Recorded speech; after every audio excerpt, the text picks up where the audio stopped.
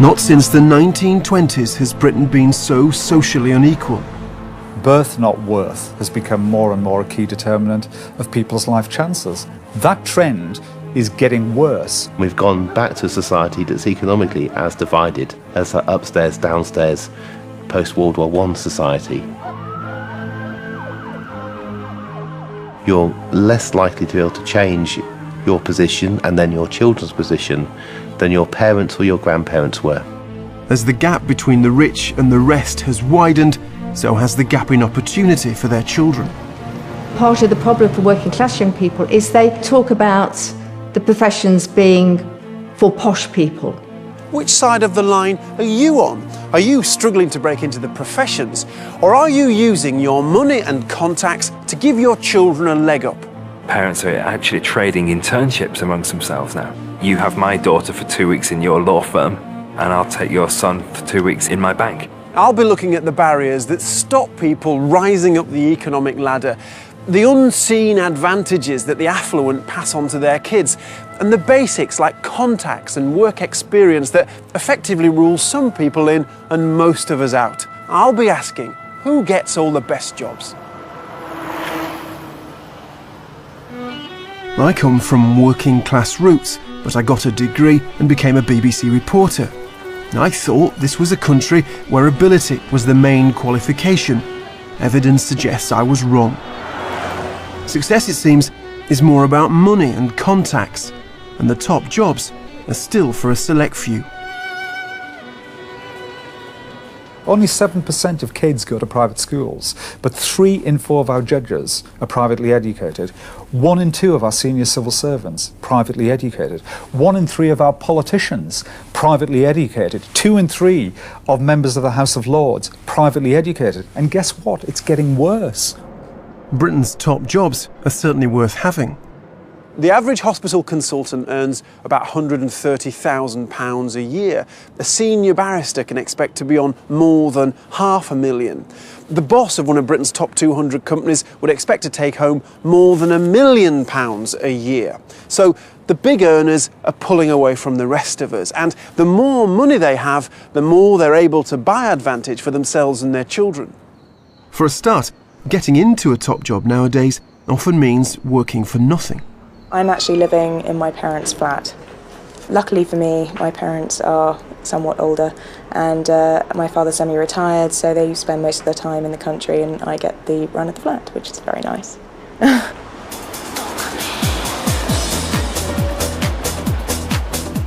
Antonia's daily commute is a 3-mile trip from Chelsea to Soho in London.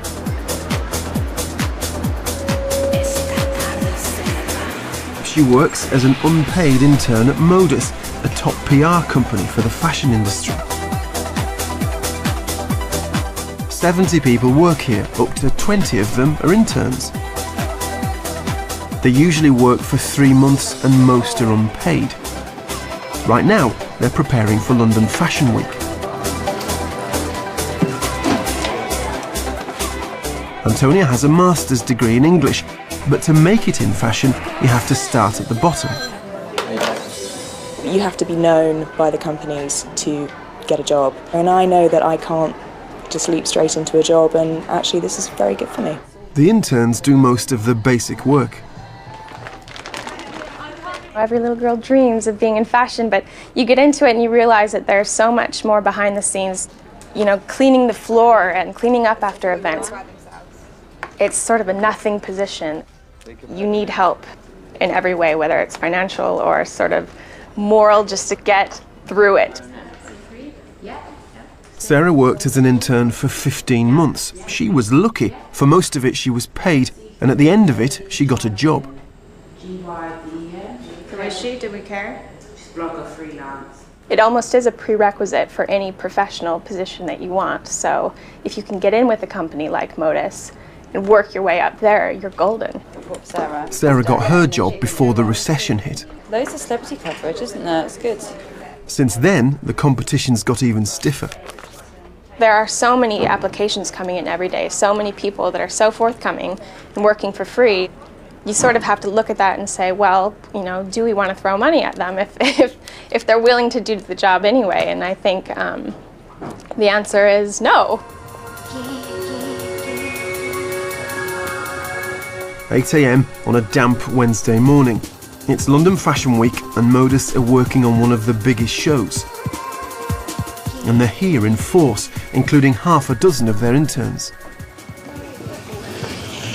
If I just go briefly through G2, on the main front door is Tyler and Fiona.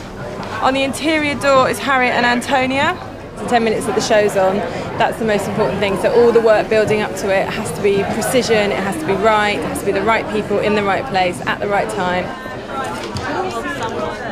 Morning everyone, bright and breezy. Woo! A lovely light, yippee. Okay guys, it's a really lovely sunny morning show. The boss has arrived to oversee the operation. He believes internships offer newcomers a chance to get a foot in the door at one of the most competitive jobs in the business. Within the fashion industry, generally, the intern is a really vital resource. We need so many people. And do the interns do proper work when they're here? Absolutely, yeah, they really do. And what we really try and do is also get them to have a variety of experience as well. If more than 15, maybe 20 of your 70 staff are working here for free, presumably that's quite key to the way you're profitable as well, is it? What do you mean in the sense that are we more profitable because we've got free staff? As you just said, they're doing proper jobs and they're doing them for free. Well, I mean, I think when I say they're doing proper jobs, I mean they're doing support jobs to the key team. But they are things that need doing, yeah. So does that help your company remain profitable? I think that it's well, how would I answer that? I've never really thought of it like that. The interns at Modus get experience across different departments, but they can expect to work hard. I was up this morning at 5 o'clock. I came into work on the bus. I was here at about 7:15, putting out press releases, making sure that the seating was correct, making sure everyone knew what their jobs were for the day. And now it's my job to stand at the interior door and to make sure that everyone knows where they're sitting. Really, this is an opportunity for me to make the contacts and to get in touch with the right people to find another job. If you're prepared to put in the hard work, it pays off eventually. I'm wearing a little bit of Jaeger. Celebrities and excitement. Life as an intern in PR can be a glamorous business.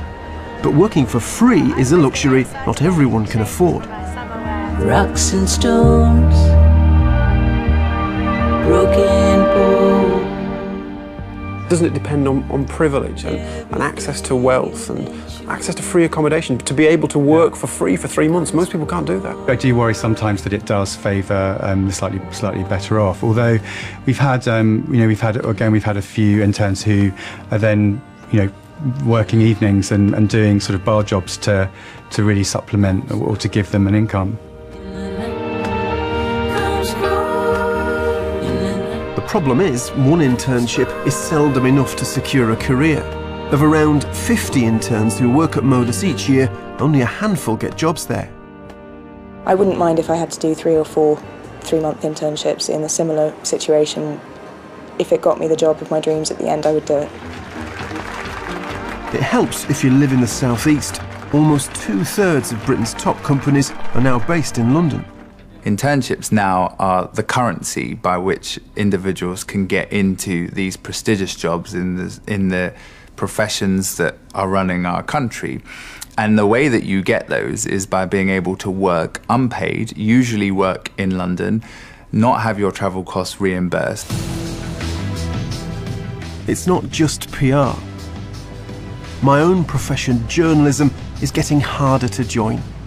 It used to be a job you could do straight from school. Now you mostly need a degree, and more journalism jobs than ever are in London. Girish Gupta from Wiltshire has a degree in physics from Manchester University, but set his sights on becoming a journalist. He did 4 separate internships, 3 at national dailies, 1 with a top news agency, all unpaid, all in London. I stayed in hostels like this one for 16 quid a night. I stayed in random people's houses on Gumtree, which obviously cost a fair bit as well. Very roughly, I mean, it would have cost over a couple of grand in all for all these placements for accommodation, not even including food, to be honest.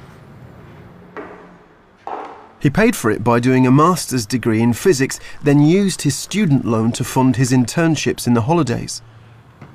At first, it's the excitement of it all, so you're not too worried about the money because you presume that will come in the future. So just seeing, you know, your first page lead, your first byline in a national paper is a massive deal. So after a while of getting all these bylines, I started to realise that actually it was the newspapers that were making money out of me and making money out of my work and not paying for it. In all, the papers he worked for published 32 of Girish's articles. By the time of his last internship at The Independent, he was losing patience. I worked at The Independent earlier this year, and in my time there I had about 6 articles published. And what I began to realise was that I was doing exactly the same job as the guy next to me, and he was obviously getting paid for it. Girish decided to take it up with the paper. He wrote asking to be paid a minimum wage for his shifts. I got a phone call from someone very high-ranking, basically screaming at me and telling me that I had no right to do that and had no right to voice that opinion. I did try and I offered to argue my case, and he just wasn't up for it, and he eventually slammed the phone down on me. The Independent told us that work experience is a useful way of getting your foot in the door, and in the past people have got jobs off the back of it. They say in Girish's case that he was warned in advance that his work placement would be for just 2 weeks and that it would be unpaid. In the end, Girish ran out of money. For him, not living in London was too big a barrier. If getting a job involves working for free for months in Britain's costliest city, it is clearly not open to all.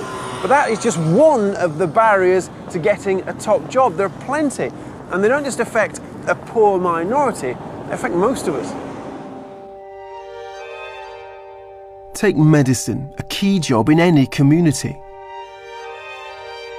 Medicine offers status and a good salary, but it's a world closed off to many of us. More than half of top doctors working in Britain went to private school.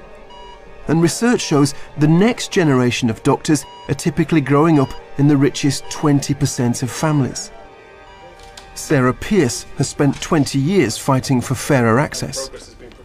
The students largely come from independent schools, so there's been an increase in those who come from the state comprehensive sector, but it's still dominated by affluent people, very often with doctors in their family or among their friends. So we just produce generation after generation of doctors from the same families? Yes, that's right. So people are cared for by rich people? Well, not necessarily rich, but they're not cared for by people like themselves, people that they can identify with. Medicine is the one profession where the balance of backgrounds ought to be easy to change, because everybody who goes through medical school will get a job as a doctor. The problem is getting into medical school.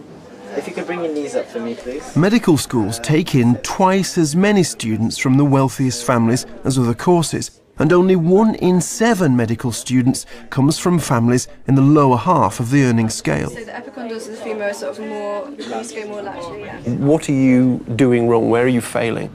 Every medical school in the United Kingdom has widening participation, widening access teams working in schools, working not simply in secondary schools, but actually going into primary schools.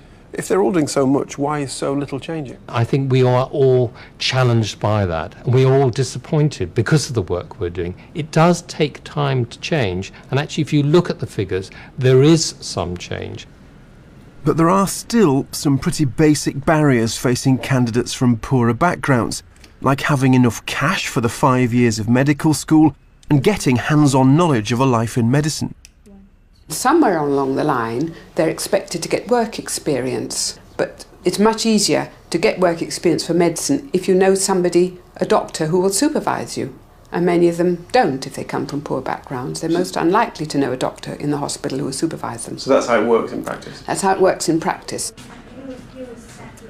The medical profession has no single nationwide policy on how to get work experience, which doesn't exactly help the less well-connected. If you have good personal contacts, you will have an advantage over those who don't.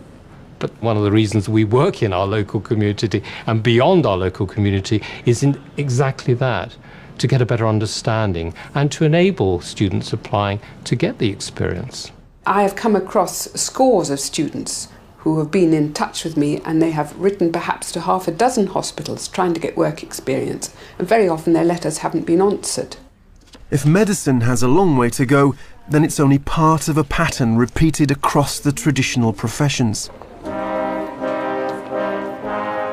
Lawyers administer justice for us all, but the profession is hardly representative of the wider community. 7 in 10 judges and 6 in 10 barristers went to independent schools. I accept that the public perception of barristers is of a privileged profession who are drawn from a small section of society. I think that's absolutely right. When I chaired the bar, the choice of new barristers was made by small sets of chambers who weren't trained in personnel procedures and in good diversity practice. And I thought a lot of access problems needed to be addressed. So in 2007, the Bar Council, the barristers' governing body, commissioned a report to look at how to make joining the profession fairer. And this is it, the Neuberger report, and it had 57 recommendations. And its key points were broadening access and improving recruitment, because those are the areas they accept they were getting wrong.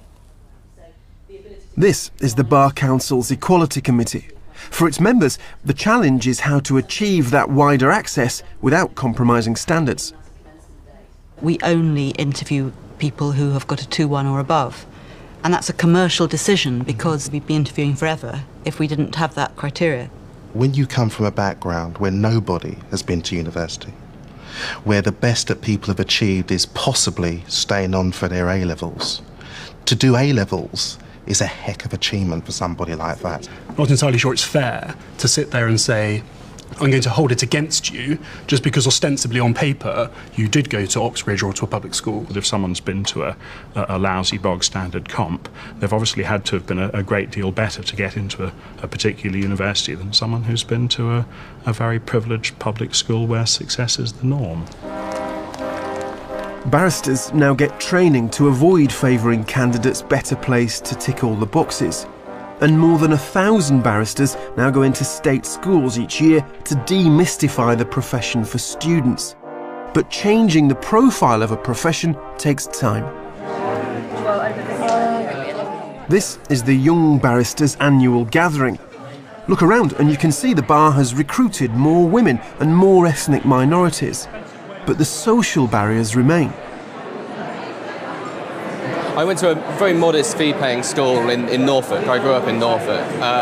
Then I went to Oxford to read English. My dad was a barrister. I used to travel to court with him, and so became interested from that stage. It's really funny. I seem to have weeks where I do just prosecution and weeks where I do just defence. I went to school in Forest Gate, which is in Newham. I then went to Walthamstow to Sixth Form College and to Queen Mary University. In terms of how typical I am, whilst there are people with a background like mine, it's relatively unusual. Money is one of the biggest barriers to widening access. It costs £15,000 to study for bar exams on top of a degree.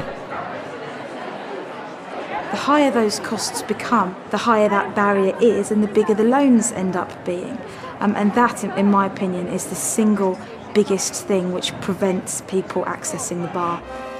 So it seems to get a top job you increasingly need to be well off, have good contacts and be able to work for free.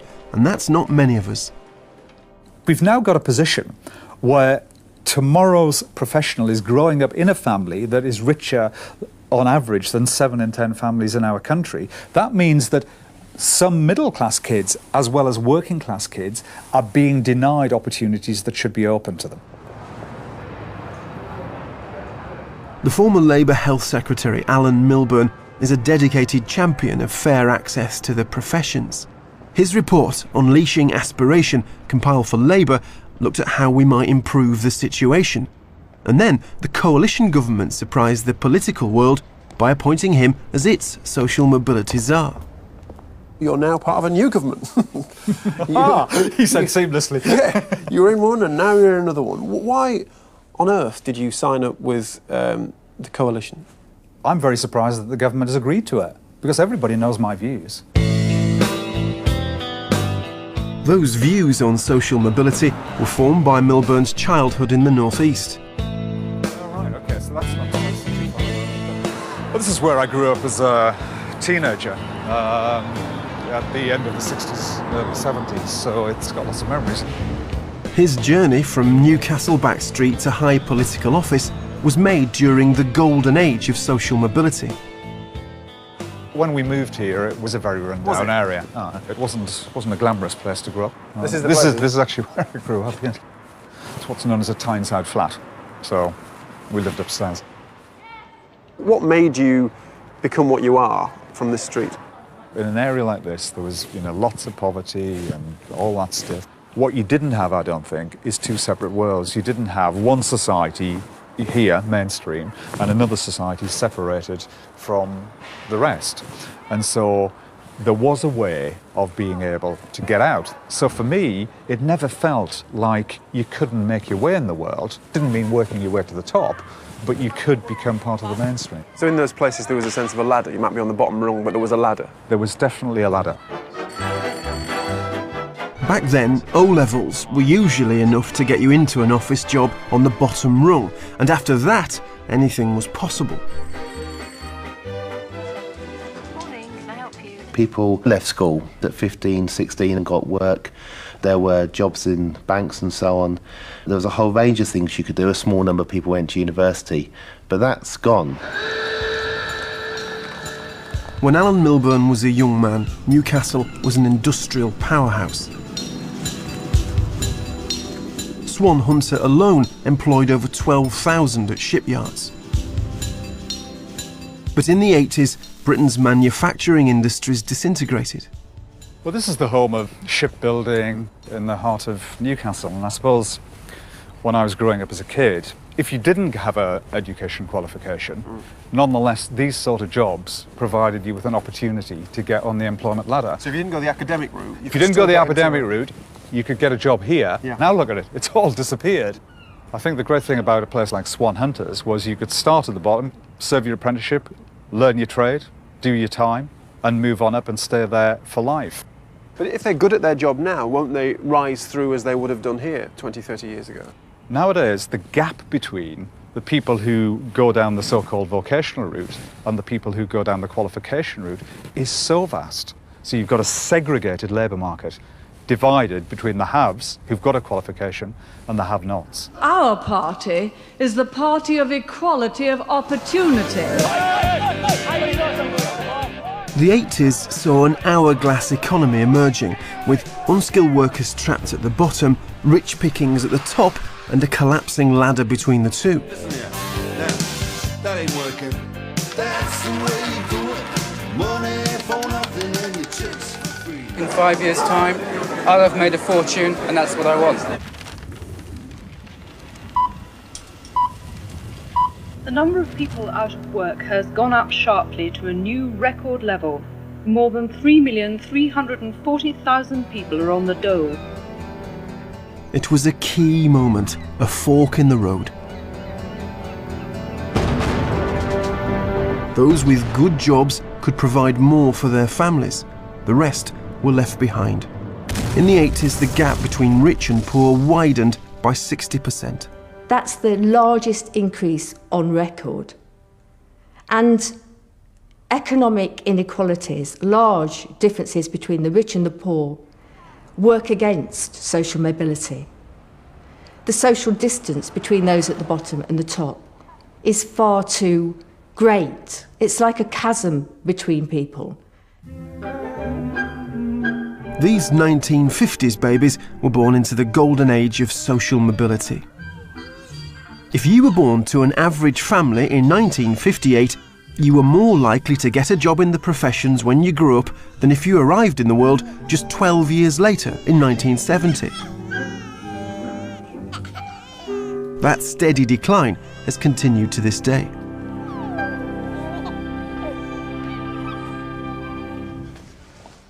But not everyone blames external forces. Some believe the economic divide has far less impact on where we end up than raw natural intelligence.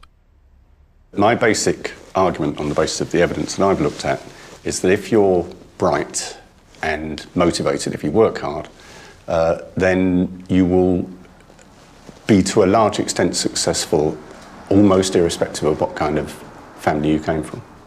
In this country, the top jobs seem to be dominated by those people who've been to private school. Well, why is that? Because of the ability distribution. So people there is an ability distribution across the social classes. There's less ability at the bottom of the social classes. On average, you will find the ability level of the children being born into middle-class homes is higher, and that is what's driving the difference in occupational outcomes between the classes. A lot of people are going to find that very hard to stomach, and I'm one of them. Yeah, they're going to find it absolutely obnoxious. But it's this genetic element that somehow those people at the bottom of our society produced offspring that are not capable of rising to the top. No, I don't think that's the case. Many people in the lower positions in the society produce children who are bright, and those children rise. But on average, you will find the ability level of the children being born into middle-class homes is higher, and that is what's driving the difference in mobility outcomes. If the children of the rich are cleverer, then surely poor children will struggle to climb up the career ladder in every society. But not all countries are like this one. Amongst developed countries, we have one of the poorest levels of social mobility. The latest research suggests that here in Britain, only about half of your earning power is down to your effort. The other half is down to the start you get in life. Now, in other countries where the gap between rich and poor is narrower, then things are different. There, about 20% of your income is down to your background, 80% is down to your effort. It's no coincidence that the societies that are most mobile, some of the Scandinavian societies or countries like Australia, they're more mobile because they're more equal. So fairness and aspiration, these two things actually go together. Over 15 years of doing research with working class young people and families, there's not a dearth of aspiration. That's not the problem. It's having adequate resources and knowledge to put those aspirations into practice, to be able to realise them.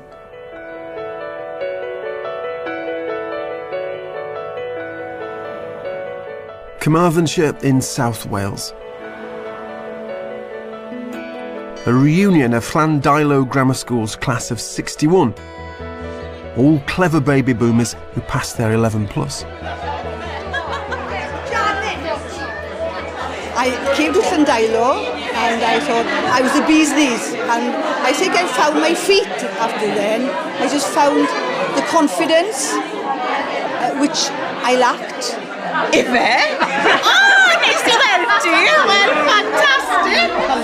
If I hadn't gone to the grammar school, I don't think the expectation, maybe my mindset, maybe the opportunities, there's a whole number of things that might not have been there that in the grammar school I just took as read, really. Grammar schools had a massive impact on our nation's social makeup. In post-war Britain, they scooped up the brightest children and moved them on up. The world was your oyster. Going to the grammar school, that was your pathway to achieving and to a successful career. It wasn't just about facts and lessons. Grammar school children were encouraged to believe in themselves. I did an honours degree in geology, and then I went on to do a master's degree in ecology. I graduated from the Royal College of Music in Manchester. I went straight on to Glyndebourne, and that was the start of my operatic career. These were the lucky ones, but there was a downside. For every 11-year-old that got into grammar school, 3 others were rejected. Selection so young was pretty brutal. Now, the comprehensives that replaced them were intended to give all children the belief that they could flourish, but did they? What makes me, I suppose, sad and angry in equal measure is what I call the not for the likes of me syndrome, where I talk to groups of kids and they say, well, maybe I could become a doctor, but that's not really for the likes of me. Or maybe I could become a journalist, but that's not really for the likes of me. Alan Milburn's home territory, the North East, has the lowest proportion of graduates in Britain. He believes a lot of young people here set their sights low because they have no experience of people reaching the professions. What ideally would you all like to do when you left school? What? Acting? What about the rest of you? Same. You all want to be actors? Yeah. Do you think it's possible for somebody from around here, from a very ordinary type of background, do you think it's possible for somebody to get to the top? Yeah. You do? You're optimistic about it? Cheryl Cole did. Cheryl Cole? Yeah. If you've got the ability, it doesn't matter where you live. What's the hardest thing? What stands in the way of people? It's the people thinking, well, because you're from that area, then you're not as good as someone from that area. So you just have to get past those stereotypes and then you can do anything. Have you all had careers advice or not yet? Have you had? Yeah. And what was that like? Was it? Yeah. Was it not very good? No. So did anybody ever discuss with you going into like a professional job? You know, like becoming a journalist, medicine, the law, accountancy, architecture? Nobody ever discussed that with you? And what do you think about those sort of professions? You know that lawyers get a lot of money and stuff, but you know that they argue in court and stuff, but you don't know that much about it. You don't know that, like, the things that actually make lawyers want to be lawyers. If you don't know much about it, you can't express an interest in it. You're asking a hell of a lot of children if you want to say, please have very high aspirations, because if the children have got any sense, they realise that their chances are incredibly low. And so, in effect, only very misguided children will think, I can become a pop star, I can become a top footballer, I can become a barrister. Most parents do want the best for their kids, but some can provide more support than others. Look, I'm not bothered about people having sharp elbows and strong voices. Some people have that and some people don't. And actually, what we want, if you like, is more people with middle-class attitudes trying to do the best for their kids, absolutely. But some people just don't have those opportunities. There's an enormous amount of middle-class family labour and money and effort that goes into making up the middle-class child as artistic, musical, cultured, and all these accomplishments really count in their favour when they're applying for jobs and moving into the labour market. Miranda is our driven child. Out of the 4 children that we have, she's good at maths, she's good at English, she's good at just about anything.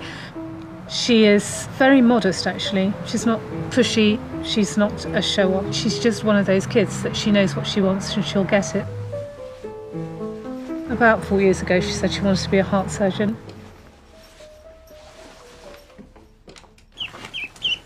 Today, Miranda is starting a new school, the private King's in Gloucester. Although her 3 siblings all go to state schools, Miranda's parents have decided an independent school will suit her better. What is it that you want Miranda to be like, the things that will make her as a person after she's completed her schooling here? What I want her to be like is like me at the age that I am now. It's taken this long to get to be confident and be able to talk to anyone. I think she's got it in her. She's reasonably shy at times, but she's got it in her to have those interpersonal skills.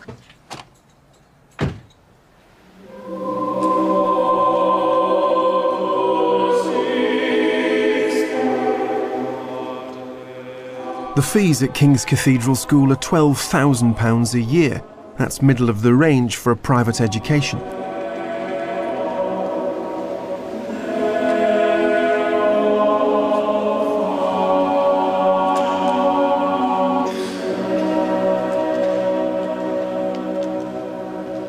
What do you get for your money? What does a parent get for their money?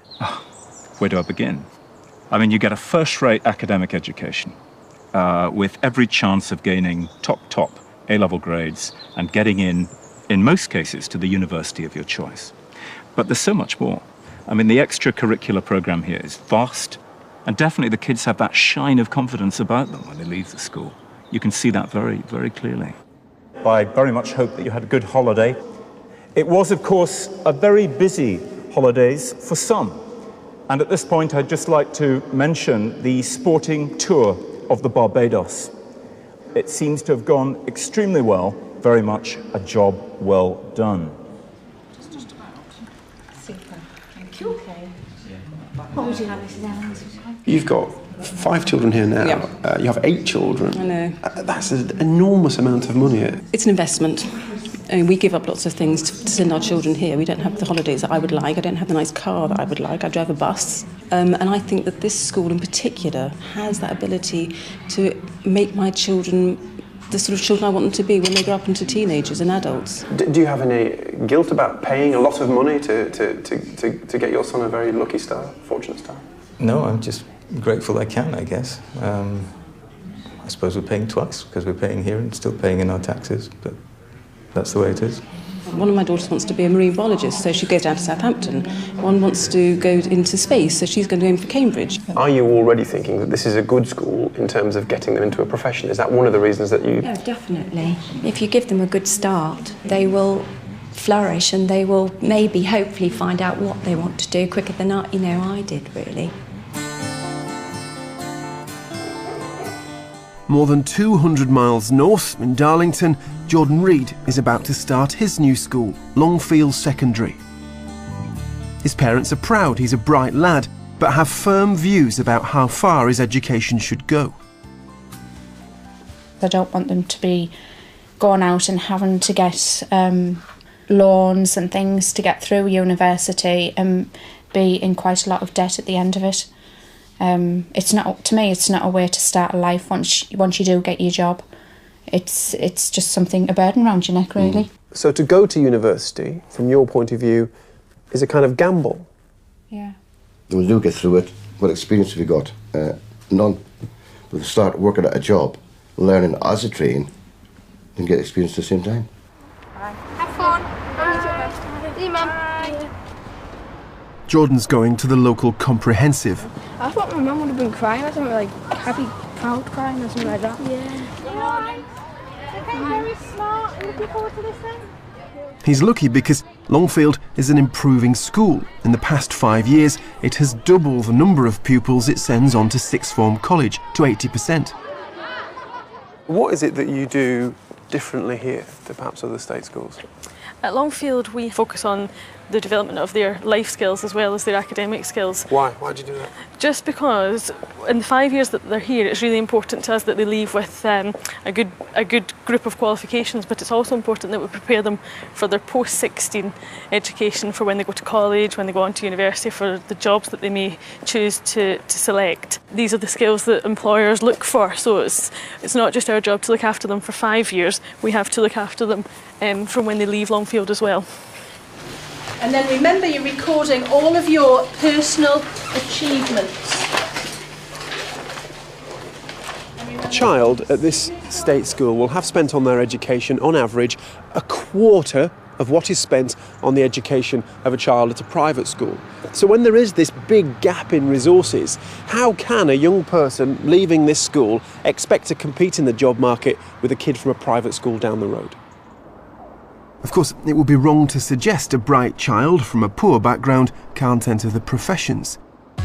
But it can be a long and difficult journey.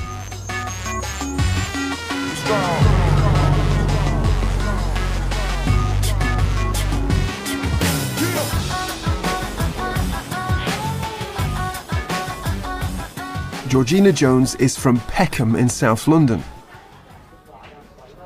She lives in a council flat with her family, and for 20 years she had a room not quite big enough for 2 beds with her sister. Georgina's father died when she was 13. By her own admission, she went off the rails. Until then, she'd been doing well at school. And that year I'd lost my focus, was quite an angry child, so I started to get a bit disruptive in my classes. And the teacher who was in charge of the kids sort of with more behavioural sort of issues, he took me under his wing and sort of mentored me in a way to sort of bring me, I don't know, back to normal sort of thing. Georgina wanted a better life for herself and her mum, a school dinner lady. She decided to aim for a top professional job. Chinese style chops. You got the chicken ready to go in here? No, I'm going to season it first. Okay. I knew that I wouldn't be able to do a job that I enjoyed or to earn the sort of salary that I wanted to earn to live a sort of more comfortable life, really, without having a degree. None of my mum's friends or family were university educated or were involved in any of the professions, so I think she was quite worried that that would be quite a big hurdle. What are you having with your child? I'm going to have chips and coleslaw. Chips are bad for you. We even have separate oil. She said it was a different world. Growing up, she'd often say things sort of like that. How the other half live, or it's a different world. All parents want the best for their children, but working class parents often really lack the know-how of how to support their children in becoming socially mobile and moving into the professions. It's quite a difficult and painful process. But Georgina did make it through. She got 3 A's and a B in her A-levels. Oxford turned her down, but she's now studying law at another of the top universities, Nottingham. Settling in there had its challenges. There are a whole host of psychological barriers for less privileged students who worry whether they'll fit in, who feel that, well, everyone in that organisation is white and they seem to be posh and they seem to be wealthier than I am. Is it really the sort of place that would accept me? I loved what I was studying, but it was quite hard socially. Most of my friends had been to private schools. Everybody's lives seemed so perfect and idyllic. All their parents had really nice jobs and everybody had done gap years. They'd travelled Australia, New Zealand, Fiji. The way people dressed at university was different. The way everybody spoke was different. They'd often say that I spoke a different language and thought I'd just listen to gangster music, and quickly earned me nicknames like Gangster Princess and Peckham Girl. Friends would ask me if I had guns or if my boyfriends had guns, which was quite funny because I was studying law, so. Georgina's determination to succeed trapped her between 2 worlds and 2 groups of friends. When I'd come home, none of my friends were at university, so it was quite hard to fit back in. The guys would call me uni girl when I came home, and sometimes they would respond to me as if I suddenly thought that I was more important, whereas I didn't actually have that opinion at all. I was just doing what I wanted to do. But Georgina is on track for the life she wants, a career in commercial law. Go in and ask for our names, and then they get... Across London, Baharak Zagari is also aiming high. A hairdresser's daughter, she wants to be a banker. Shut up! She's 17 and on her way to get her AS results. Oh my god, Baharak, well done! Are you proud of yourself? Yes, I didn't think I was going to get that. Seen politics, alright, I'm happy with that. Ah. What did you get? What did you get? I got all A's. You've got very high marks in some of these as well, so you will have a chance of getting A star at A2 as well. Hopefully. Hopefully. In terms of my future, getting these grades means that I have a better opportunity to get into right university, and with the university comes like a good career, because now it depends on not only if you got a degree, but what kind of degree you got and where you got it from, and grades really matter now more than ever. Baharak's aptitude for maths and economics make her a perfect candidate for a lucrative career in finance. But first, she'll have to break into the city. It is an intimidating prospect for a young girl with no contacts or role models. It's claimed 3 in 4 city finance directors were privately educated. But Baharak is being helped by a scheme which offers an entry pass into this exclusive world. If you're from lower income backgrounds, you haven't had work experience, you haven't had mentoring, you haven't had all the sorts of things that you might have had if you were from a middle class family. And therefore, when you come out and you're trying to compete with those students from middle class families, it's very, very difficult for you. So we try to replicate the network of support that you might have if you were from a much more privileged background. The Social Mobility Foundation has arranged for Baharak and 11 other teenagers to spend a week at Barclays global headquarters to glimpse what their future could be. The scheme is about introducing them into the financial services world. And certainly, having looked at some of their CVs, they're highly educated people. So really it is about trying to get rid of some of the fear factor. Hi, I'm Baharak. I go to William Morris. I'm studying maths, politics, economics and biology. My name's Iqbal. I go to Woodhouse College in Barnet. I study maths, further maths, economics and literature. My name's Barry. I go to Woodhouse College also, and I thought it was in Finchley. Apparently it's in Barnet.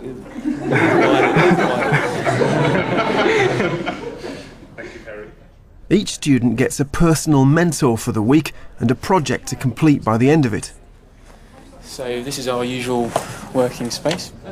Barclays are trying to improve access, but this scheme offers only 12 places a year in a company that employs 55,000 people. It's a very interesting thing to be getting involved with. No, it sounds it.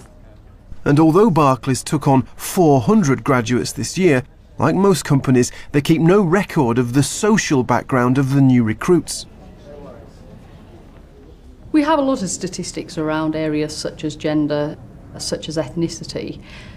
Socioeconomic background is more complex. Trying to establish a definition that is universal and one that is not offensive is difficult. By the end of the week, Baharak looks at home in this new world. We're not focusing that much on channels or lending, and that's because you've either audited it in the last 2 years or you've got something planned for it already. Yeah. Any questions? The demands today of jobs require skills much broader than pure academic excellence. For example, tenacity, creativity, drive, communication skills, many of the what people sometimes term the softer skills that are a requisite for success in jobs. All this soft skilling comes more easily to children from professional families. Baharak's applying to university this year. She'll be up against young people with parents who know the ropes when it comes to choosing the right place to study. We have a phrase, helicopter parent. It's a parent who hovers figuratively over their son or daughter, intervening almost like a personal SWAT team whenever things get difficult. And they're incredibly effective. We define different types of helicopter parent. One was the banker, someone who will pay for their son or daughter to go to the university and expect a rate of return. The other I call the agent, and that's someone who would negotiate on behalf of their client, who happens to be their son or daughter. A place at Liverpool is highly prized. It's one of the so-called Russell Group of 20 leading British universities, the ones most likely to be favoured by employers. We know that many of the big companies, the big recruiters, have increasingly small lists of universities from whom they pick potential employees. Is that a myth, or is that an actual fact that people who are recruiting for the professions look at these top universities? There are some signs that in the current recession that recruiters are actually shortening their university lists. So, for this particular generation coming out of university now, it's an even bigger issue. Wolverhampton University is proud of its local roots and its record for attracting low-income students who might not normally consider higher education.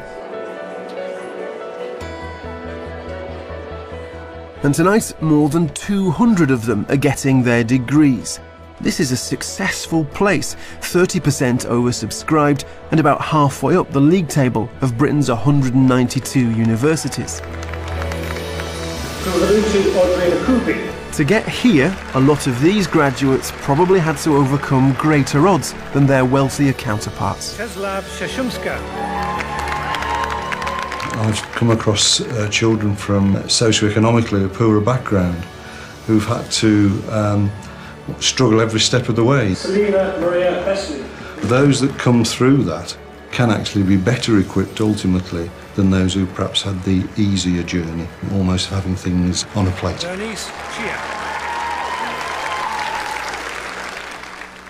This is a fantastic day for these young people, a successful end to 16 years of state education. The problem is degrees are not what they were. More and more students are going through ceremonies like this. And that means the top professions will look to the top universities. And Wolverhampton isn't one of them. But do employers just look at Russell Group universities and qualifications? If they do, then I would suspect they're missing some very good candidates. But do they? There's a possibility that still exists, and I'm sure it does. But I hope day by day we're changing that with the many advocates that we have in our graduates. But some students we spoke to are having a hard time finding work. I've talked to a few fellow students, and some of them have been looking for jobs since last year and still haven't found anything. So it's kind of tough and frustrating, but we are kind of positive. If you've gone to like say Cambridge, I guess the people I'm up against have got, that kind of standard, of education that maybe they might think that somewhere like Wolverhampton doesn't have. But at the end of the day, it's what I can actually give to the job that I think should be accounted for, rather than what school you went to, really. At Liverpool, they now help students from less well-connected backgrounds to master the art of bagging a top job. That looks really sales. Jane? Hi. Would you like to come through? Okay, thank you. We're running courses, boot camps now, we call them, for graduates, when we decipher the graduate job market for them. For the first time, we started teaching students how to network in business context. We have employers come in and talk about the hidden rules of networking. Where can you see yourself developing in the next 5 years? In the next 5 years, I'd like to enter the heritage industry. I also learned quite a lot from life experience, from work experience, and from going travelling after university. I've brought up a family as well as doing a degree, so it was multitasking. These mock interviews are just one way to help graduates catch up on their competitors from more privileged backgrounds. Of balancing work, social life and stuff that goes about. 35% of the interview is about how you come across, not what you say. Yeah. You came across very, very well. The only area for development I would say is that your answers were a little long and rambling in places. It's knowing how to dress, it's knowing how to behave, knowing how to talk. The kind of small talk that you might have in an employer selection centre can all play a part in graduate recruitment. And I think when employers are looking at, say they've got 10,000 applicants for 15 jobs, those aspects come into play far more than they would do in previous years. If talented candidates don't get an equal chance, it's business that loses out. Some employers are taking matters into their own hands. Allen & Overy is one of Britain's top 5 law firms. When I discovered that it actually got harder for people from average or below average income families to get into the professions than it was when I entered the law 30 years ago, I was just astonished and appalled by that. And so we operate this Smart Start scheme for over 100 young people from some schools in some quite tough neighbourhoods all around London, and we bring them in to the office for a week and we give them some really hands-on work experience. Okay everyone, welcome to Allen & Overy. It's great to have you all here. My name's Zara. These 20 teenagers have also come to learn the dark art of networking. They're part of a programme devised by the boss, himself a comprehensive schoolboy. They work together in teams, they do challenges, they do mock trials, they do networking, they have lots of contact with the world of work. If you can all stand up and go and find a flip chart, what is it that makes a good first impression? well dressed. You feel like Not slang, but like formal. yeah, courteous, polite, confident.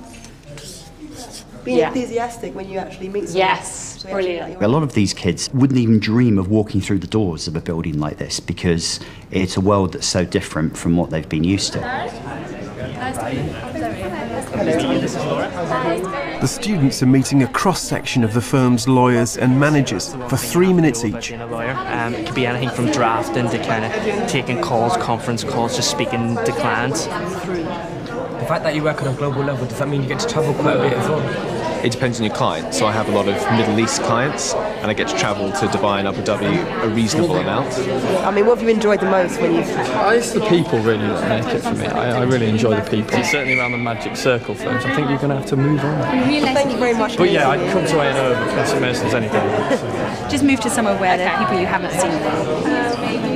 So what's your next step then? I'm hoping to go to university. I'm looking up Scottish universities, so I really like Edinburgh and St Andrews. We don't want to have a single gene pool, of people from only one particular background. If every major firm had a structured work experience scheme which met certain standards, then I think that could have a really dramatic impact on the problem. So how do we change things? Well, a fairer system of work experience would make a big difference. But it'll come too late for Girish. He's leaving the country and heading for Mexico. As much as I do enjoy getting the bylines and getting great investigative stories in papers, London's not where I want to be for the next few years. I think I want to head abroad and head back when the industry's hopefully a little bit nicer to me. Baharak's work experience at Barclays Bank should prove useful. This week has given me a kind of an edge because nowadays everyone's getting an A. If you got an A, so what? Everyone's got an A. What makes you different? This will help me out in the future with career and with university. Any questions? But with university fees set to rocket to £9,000 a year in 2012 and no wealthy parents to help her, Baharak faces a mountain of debt when she starts her career. I like to work hard and I am someone who comes in very early and leaves very late.